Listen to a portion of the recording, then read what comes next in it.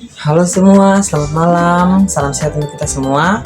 Perkenalkan, nama saya Marcelino Mangar, mahasiswa dari Universitas Pembangunan Indonesia Manado dengan NIM 2414201088, kelas A4 semester 1 angkatan 2024. Program studi S1 Keperawatan, Fakultas Ilmu Keperawatan. Di sini saya akan memaparkan materi 14 kebutuhan dasar manusia menurut Virginia Henderson untuk memenuhi tugas UAS mata kuliah pemenuhan kebutuhan dasar manusia dengan dosen pengampu Nurse Hani Mukorimban SK Amkas.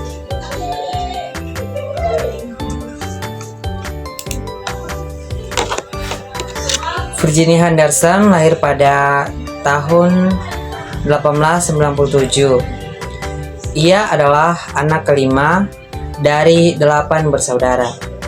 Henderson asli dari Kansas City dan menghabiskan masa pertumbuhannya di Virginia. Henderson memiliki latar belakang pendidikan keperawatan yang meliputi pendidikan awal keperawatan di Sekolah Perawat Militer 1998 di Washington DC yang diselesaikan pada tahun 1921. Setelah itu ia berkarir sebagai staf perawat, mengajar di rumah sakit, mengikuti pendidikan tinggi di Fakultas Keguruan. Melalui berbagai pendidikan, ia banyak mendapat ilmu tentang praktek klinik dan proses analita. Di sini dia memiliki 14 komponen dasar keperawatan, konsep-konsep kebutuhan dasar manusia. Dalam memandang konsep manusia, Henderson mempraktikkan unsur fisik, biologi, sosiologi, dan spiritual. Henderson melihat manusia sebagai individu yang membutuhkan bantuan untuk meraih kesehatan, kebebasan, atau kematian yang damai, serta bantuan untuk meraih kemandirian. Menurut Henderson, kebutuhan dasar manusia terdiri atas 14 komponen yang merupakan komponen penanganan perawatan. Ke-14 kebutuhan dasar tersebut adalah sebagai berikut. Yang pertama, bernafas secara normal. Yang kedua, makan dan minum yang cukup. Ketiga, eliminasi. Keempat, bergerak dan dapat mempertahankan postur tubuh dengan baik. 5, tidur dan istirahat. 6, berpakaian. Ketujuh, mempertahankan suhu tubuh dalam kisaran normal. Kedelapan, menjaga tubuh tetap bersih dan melindungi kulit. Yang kesembilan, menghindari bahaya lingkungan dan menghindari cedera orang lain. Yang kesepuluh, berkomunikasi dengan orang lain dalam mengungkapkan emosi, kebutuhan, rasa takut, atau pendapat. Yang ke-11, mempercayai keimanan dan ketuhanan. Yang ke-12, pekerjaan dan penghargaan. Ke-13, hiburan dan rekreasi. Yang ke-14, menemukan atau memuaskan rasa ingin tahu dan dapat memanfaatkan fasilitas kesehatan yang ada.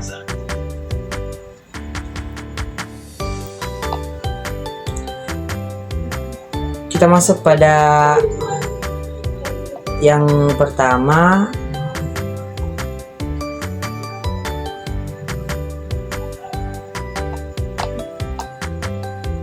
kita masuk pada bernafas secara normal.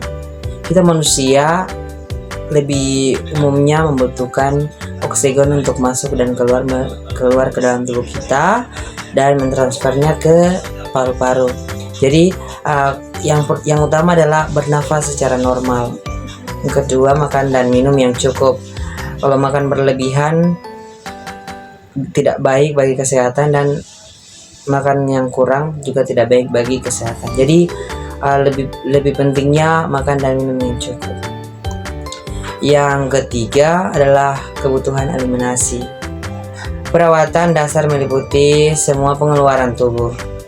Perawat harus mengetahui semua saluran dan keadaan normalnya, jarak waktu pengeluaran dan frekuensi pengeluaran yang meliputi keringat, udara yang keluar saat bernafas, menstruasi, muntah, buang air besar, dan buang air kecil.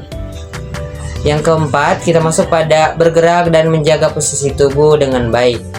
Perawat harus mengetahui tentang prinsip-prinsip keseimbangan tubuh, miring, dan bersandar.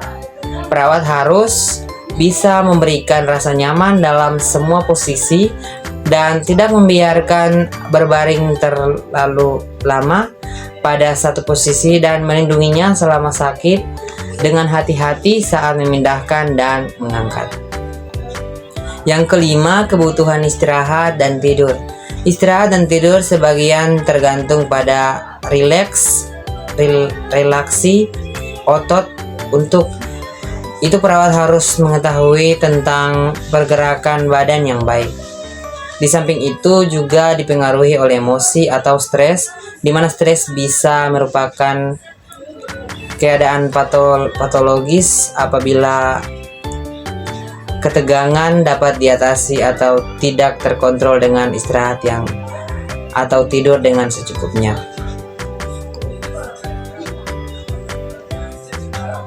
Yang kedelapan, menjaga tubuh tetap bersih dan terawat serta melindungi kulit. Konsep-konsep mengenai kebersihan berbeda tiap pasien, tetapi tidak perlu menurunkan hanya karena sakit. Perawat harus bisa menjaga pasiennya tetap bersih terlepas dari besarnya badan pasien, kedudukan, keadaan fisik, dan jiwanya. Yang ke-12, pekerjaan dan penghargaan. Sakit dapat menjadi lebih ringan apabila seseorang dapat terus bekerja. Rasa keberatan terhadap terapi bed rest didasarkan pada meningkatnya perasaan tidak berguna karena tidak aktif. Rehabilitasi pada pasien berarti menempatkan kembali pada pekerjaannya yang produktif, makin singkat atau tidak bekerja makin dilaksanakan. Yang ke-12, hiburan dan rekreasi. Rasa sakit menyebabkan seorang kehilangan kesempatan menikmati variasi dan udara segar serta rekreasi.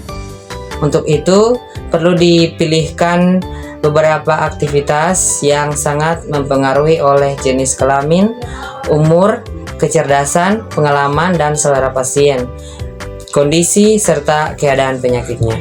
Ke-14, belajar menemukan.